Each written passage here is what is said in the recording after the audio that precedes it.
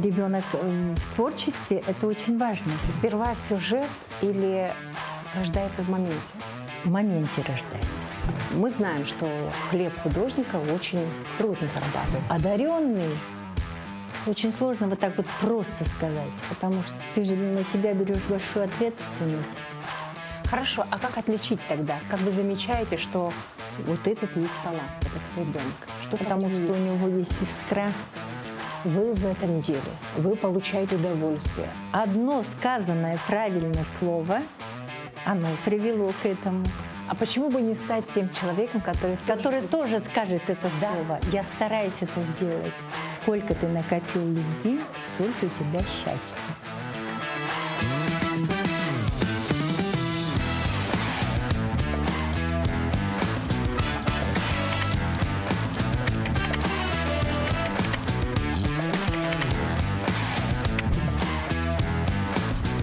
Людмила Тартыева, художник-график, живописец. Родилась в городе Ленске. Окончила художественно-графический факультет Хабаровского пединститута. Выставочную деятельность начала с 1990 года.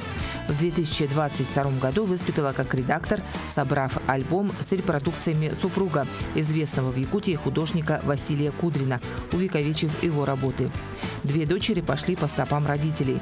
Старшая дочь Надежда – арт-менеджер, младшая Ксения – художник. Работы Людмилы Тартыевой находятся в частных коллекциях России, США, Польши, Испании.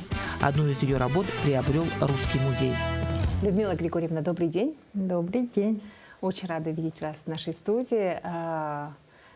Наконец-то мы поймали вас, поскольку сейчас вы приехали в Якутск с хорошей миссией, с выставкой.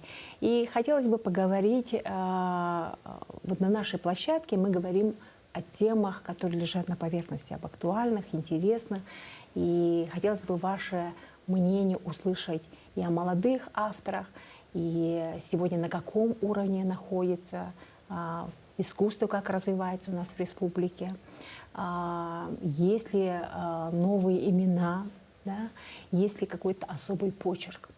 Вы художник-графист, живописец, но в предварительной беседе вы сказали, что больше все-таки характеризуете себя Как график. как график. Да. Почему графика? Почему не живопись? Потому что я, скорее всего, воспринимаю линиями, точками, не цветом. А почему вы избегаете цвета, когда как вы очень позитивная женщина? Нет, не избегаю. Мне очень нравится. Я не могу сказать, что я избегаю цвет. Нет. Ну, кому-то дано цвет, это же Чувствуете? столько много там нюансов. Например, видеть столько оттенков зеленого, это тоже надо уметь. Поэтому, если, например, оттенков будет 50, я увижу 10. Поэтому я график. У вас ваш муж был известным художником, ваша дочь сейчас тоже художник, другая дочь очень известный галерист, тоже занимается искусством. У вас вся семья в искусстве. Вот мы вчера разговаривали, что дети росли в этой атмосфере. Хотелось бы поговорить вообще про взаимоотношения с мужем, да, поскольку он был художником, как раз-таки живописцем. Говорили то, что он очень чувствовал цвет, очень любил Ван Гога, а вы больше график. То, что он себя так ярко проявлял в живописи, вы ушли в графику, или же как? И как вы находили вот точки соприкосновения, о чем говорили, что было важно, не было ли соперничества два творческих человека? Нет, соперничества не было, потому что у нас был очень такой союз крепкий в этом плане, как художников, потому что и мы все работали, у нас у всех был свой почерк. Невозможно сравнить его работы и мои. Мы не одинаковые, мы разные. И в то же время друг друга поддерживать в творчестве – это очень важно. Когда я работаю, там молчат, потому что это очень важно. И очень большая поддержка была со стороны мужа. Дети тоже работали, показывая свой почерк, и не похожий ни на папу, ни на маму. Ну, росли, скорее всего, вот в семье такой творческой и очень свободной, потому что с малых лет важно было, чтобы ребенок чувствовал свободу в творчестве. Не было никаких запретов, никаких границ, никаких препонов. Что сказал ребенок в творчестве, это очень важно. И не было каких-то вот, например, что это не так. Это так. Как он сделал, значит, это так. Это его видение. Это очень важно. Но все-таки, когда художник растет, он проходит классическую школу. Ну, где есть свои правила? Да, свои правила. Это школа. Нужна школа. Ну, это принято. Ты когда поступаешь в вуз, у тебя хорошая должна быть школа.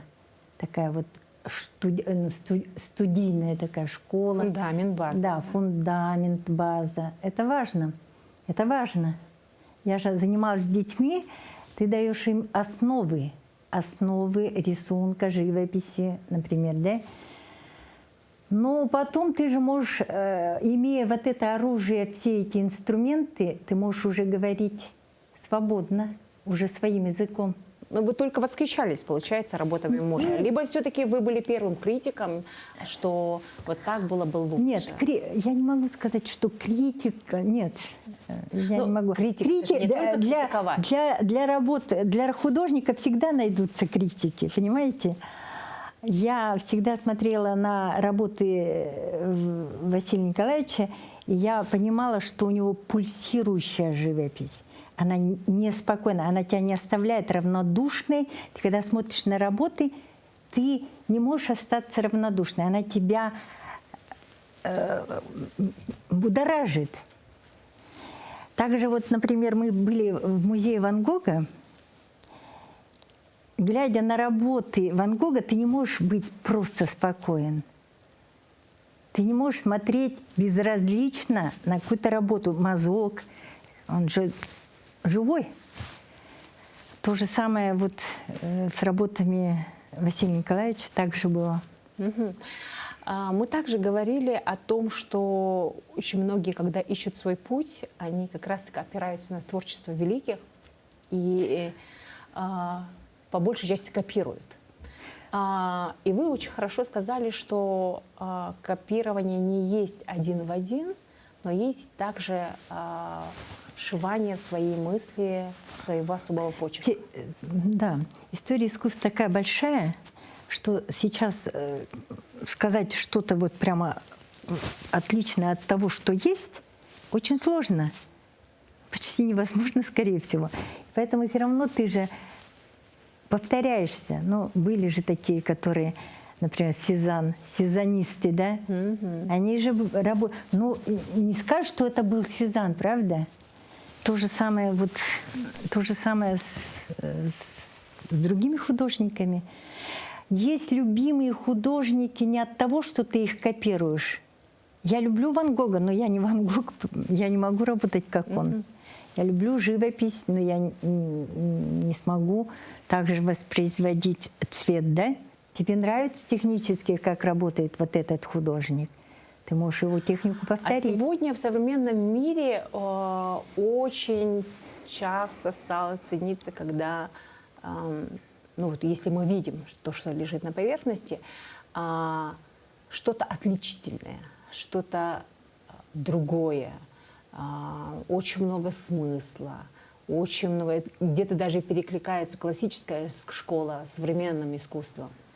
Больше информации. Как вы относитесь ко всему этому? Это что-то новое рождается? Или же все-таки вот именно переходное время, когда художники стараются, может, возможно, новое течение появится? Да, скорее всего так. Что-то новое, да. Это же поиски, все-таки какое-то новое направление будет в искусстве. Еще новое, еще новее. Да, это так. Мгм. Когда вы воспитывали своих детей, ну, обычно родители не хотят, ну, кто-то, допустим, учителя хотят, чтобы дети продолжили их путь. Мы знаем, что хлеб художника очень трудно зарабатывать, Конечно. практически никак. Да? А ваши дети сейчас в искусстве. Вы хотели, чтобы они продолжили ваш путь, или это был исключительно их выбор, или как они нашли себя? Конечно, это их выбор. Потом, я думаю, что они не идут нашим путем, они идут совсем другим путем. Это правильно. Они отличаются. И взгляды, отношения совсем другое. Ну, я думаю, так оно должно быть. Дети же должны отличаться от родителей, уходить во что-то новое. Мгм. Но вы не хотели, чтобы не надо быть художниками, Нет, нет. дети там международную Нет, экономику, нет, занимайтесь нет. языками? Нет, такого не было, что вот прямо идти куда-то в другое. Скорее всего, это было просто образ жизни. Поэтому не было другого варианта сказать им, это не для вас. Я считала, что это для них.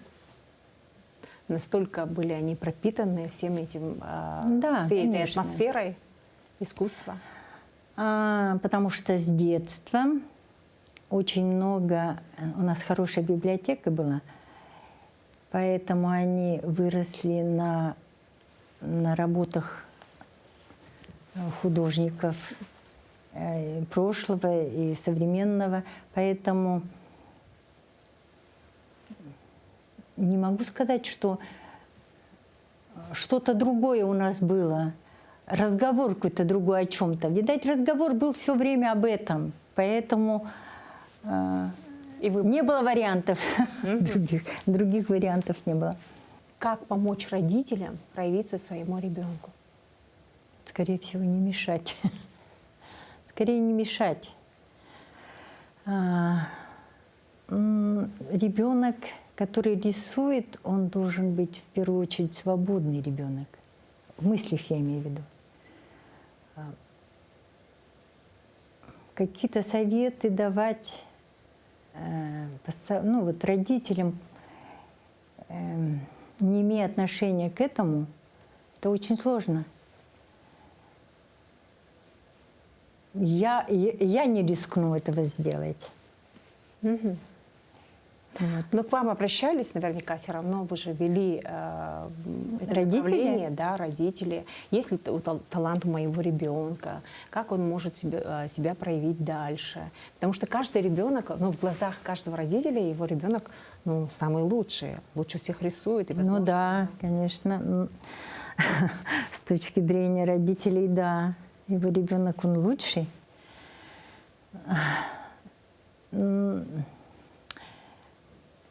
Ребенок еще мал, и он в этом возрасте не может принимать такие вот...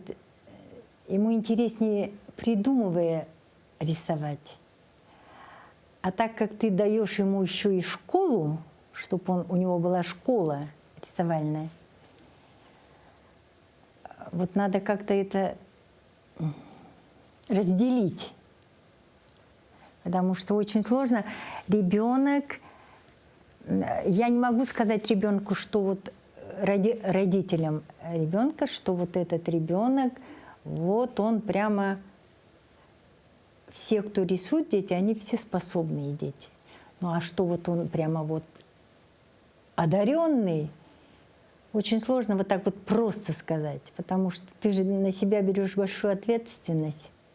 Хорошо, а как отличить тогда? Как вы замечаете, что вот этот есть талант, вот этот ребенок? Что-то в Потому нем что у есть? него есть искра. Мне очень сложно вот детям давать какие-то вот такие вот... Я по себе знаю, я когда заканчивала 8 класс, Мгм. если бы мне привели меня в то время, меня бы привели ребенком, показали мои работы, я бы была немножечко в замешательстве, потому что для меня было бы очень сложно сказать, что вот этот ребенок, он будет рисовать, у него хорошая пластичная рука. Я вспоминаю свои работы, которые были у меня тогда, я бы, может, немножечко Это вы промолчала, про себя говорю. про себя. Про себя. Также приводят детей, также вот, например, я смотрю на некоторых детей, вот у них рисунок, я вспоминаю себя и думаю, и я не могу сказать, что вот этот ребенок, он будет рисовать очень хорошо, у него пластичная рука, потому что нужно, чтобы была пластичная рука, тебе надо еще ее отработать. Но эту тем не руку. менее, вы в этой профессии, вы в этом деле, вы получаете удовольствие, вы делаете выставки. Вы же говорите, в 8 классе, если бы вам принесли ваши же работы, вы бы сказали «нет». Я бы Но- сказала, скорее всего, правда, нет. Нет. Но кто поверил тогда и Поверил один человек. Вот. Это моя родственница. Она увидела мою работу и сказала: Люда, тебе надо поступить в художественную школу, в художественное училище.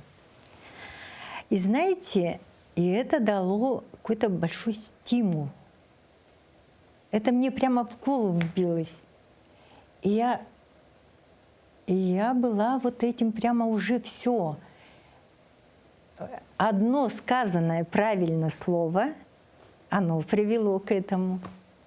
Неизвестно еще, было бы ли сказано это слово кем-то другим. Не знаю. А почему бы не стать тем человеком, который Который тоже скажет это Да. слово. Я стараюсь это сделать. Получается это или нет. Но много детей ходило к нам, к Василию Николаевичу тоже заниматься. Очень много, которые состоялись как хорошие художники. И это был тоже случай, потому что их привели случайно. Это тоже был случай. Случай для них, для этих детей. Но слово ведь очень важно. Я сколько Да, беру да, слово, интервью, да. очень много ярких, проявленных людей стали теми, кем являются, благодаря одному человеку, который в них поверил. Да, который встретился у них на пути. Да. Да, это, я говорю, случай. Ну вот повезло. Мгм.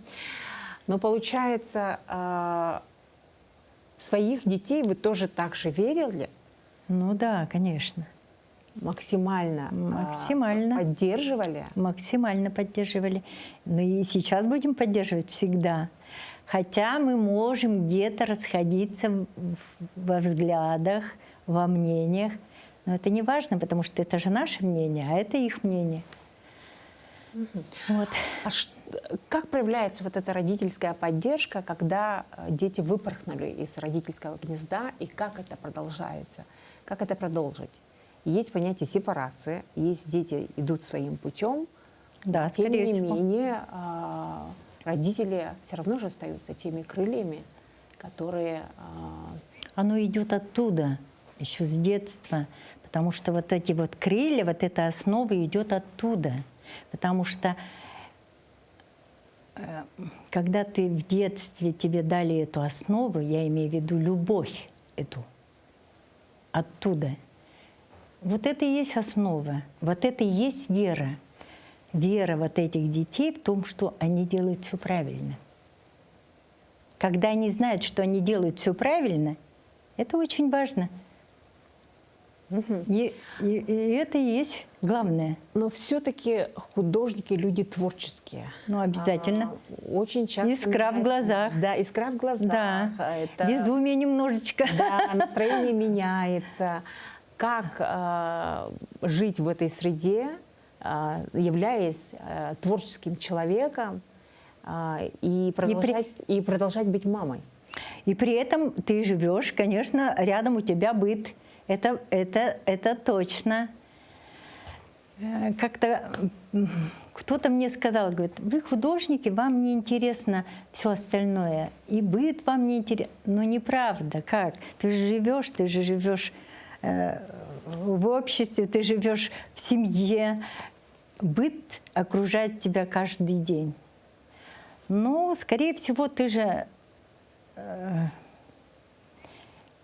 применяешь, используешь быт в свою пользу даже иногда.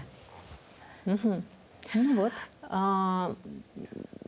Вы часто говорите своим детям, какие они хорошие, какие они молодцы? Или не часто все-таки быт забирает? Скорее всего, папа всегда говорил это им. Я была более сдержана по-якутски, потому что я помню, нас в детстве тоже сильно не хвалили. Не было такого. Ну, скорее всего, это просто какая-то вот наша такая сдержанность. Не от того, что ты не считаешь, что это не так, но сдержанность есть. Ну, а папа, он хвалил их всегда. Угу. Даже порой, скорее всего, сверх меры. Угу. Поэтому папины дочки. Папины дочки. Особенно Надя. Ну давайте тогда, пользуясь случаем, назовем сильные качества Надежды, старшей дочери. Угу. Чем она хороша в ваших глазах, ее сильные качества и чем вы гордитесь внутри, но не говорите. Надя, ну если взять так, Надя очень добрый человек. Это раз. Потом она очень щедрый человек. И очень заботливый человек. Она всегда вокруг себя создает уют. Это очень важно для нее. Она создает уют для своих очень близких людей. Это очень важная ее главная черта, может, которая идет ей во вред порой. Потому что она всегда старалась, чтобы было уютно родителям, детям, мужу. Это вот главное. Но у нее еще такое есть качество, как она достигатор. Если она ставит перед собой цель, она его достигнет. У ней просто масса идей в голове с детства. И она всегда была лидером. Но мне, конечно, как маме, больше нравится, что она вот чисто по-женски очень... Она может это скрывать. Но уютный человек. Уютный человек. С ней очень легко. Но она это скрывать может, потому что это не всегда можно увидеть, когда с ней общаешься. Но она такой. А младшие дочери, которые сейчас, ну, действительно, можно уже известно в художественных кругах. Да. Художник со своим особым почерком, очень творческая. Ксюша, они отличаются с сестрой, но у них есть такая любовь, привязанность друг к другу очень большая. У них у Ксюши очень большая привязанность к семье, к маме, к сестре. Вот она такая вот, может, от того, что она младшая. Но она очень упрямый человек, очень такой, вы знаете, будет идти до конца. Я думаю, что она очень смелая. И она может какие-то большие преграды перед ней, если стоят, она их пройдет. Пройдет, потому что она вот, у нее есть эта сила духа такая внутри. Она маленькая, но у нее очень большая сила духа. Самые лучшие мои собеседники — это мои дети, потому что мы можем говорить долго, очень хорошо. Им, скорее всего, очень важно, что я скажу. Я могу говорить какие-то вещи, но не всегда, но могу очень редко что-то сказать. Я понимаю, что они к этому слову прислушались. Я потом вижу это. Ну вот мы затронули тему молодых художников, ярких, интересных, и упомянули то, что их стало сейчас очень много. Да. Раньше мы художников знали по именам этих Ну, имен. не слышно. Например, не слышимо. Не слышим, да, не слышимо для аудитории. Для аудитории, да. Да, возможно, в ваших кругах это Да. вы знаете эти имена, а аудитория не знает. Как вы думаете, что нужно делать, как проявиться, как стать замеченным, поскольку если сравнить, вот была у нас в гостях директор музея Бурятии и очень хорошо отзывалась о молодых авторах. И когда мы посмотрели уже в сети интернет, да, очень много действительно ярких имен и фамилий бурятских авторов, да, художников, а в Якутии это размыто. Но мы старшее поколение знаем, а молодых вот особо нет. Знаете, вот это и есть поддержка. Это поддержка не просто конкретно своих там близких людей, это поддержка вообще, вот это государственная какая-то задача, потому что я считаю, что вообще якутское искусство, оно может прямо быть очень на большой высоте. Это же проявили с собой вот якутские художники, когда выставлялись в МОМе. Да, поэтому поддержка,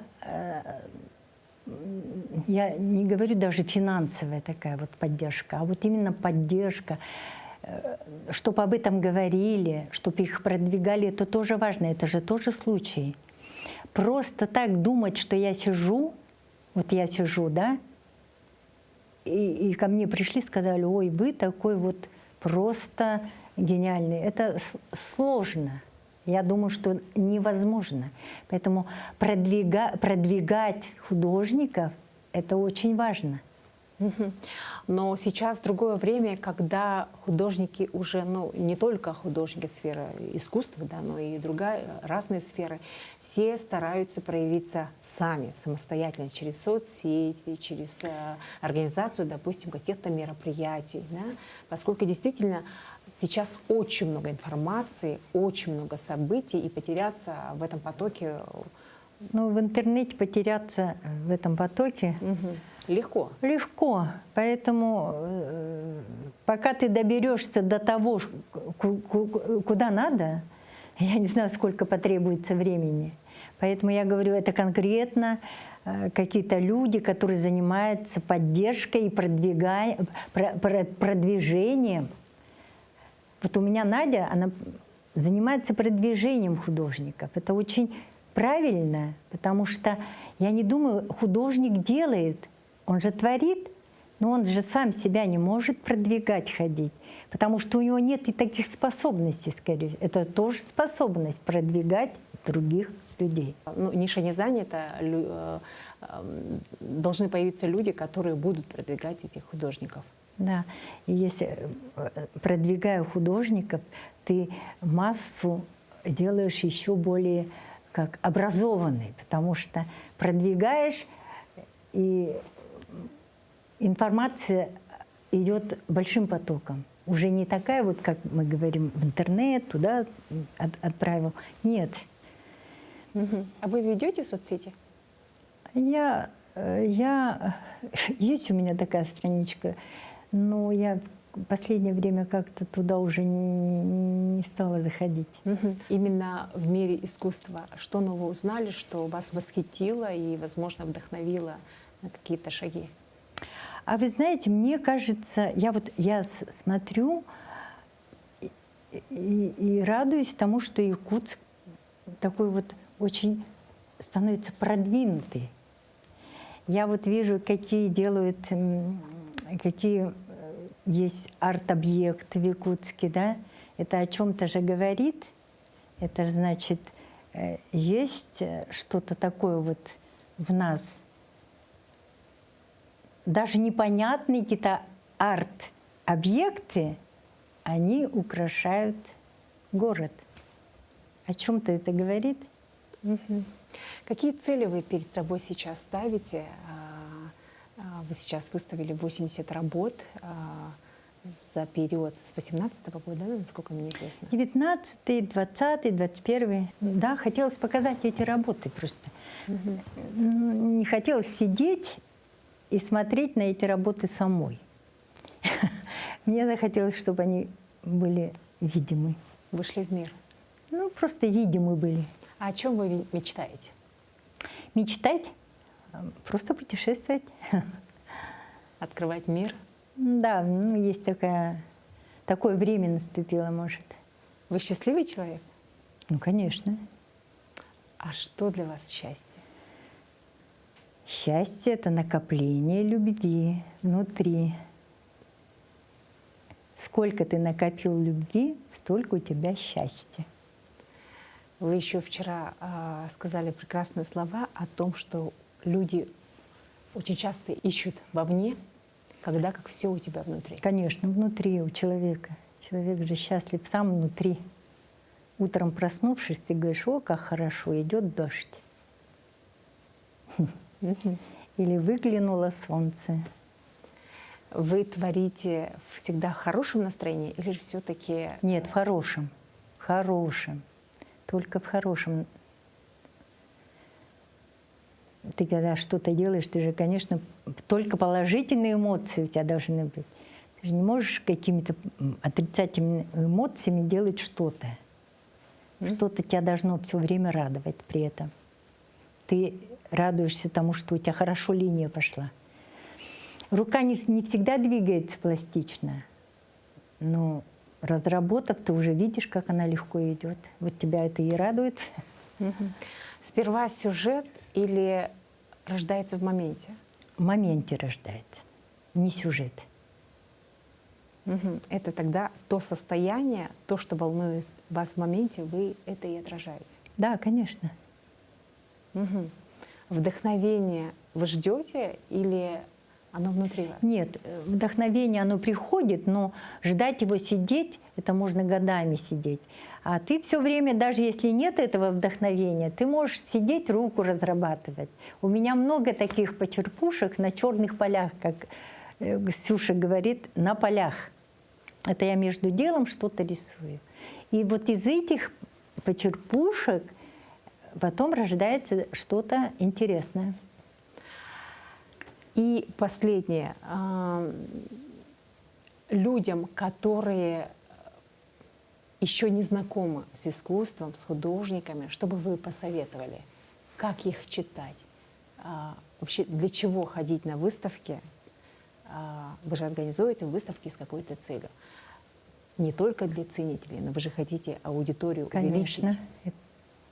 Дело в том, что художник, он же двигатель все равно. Значит, общество, двигатель сознания общества.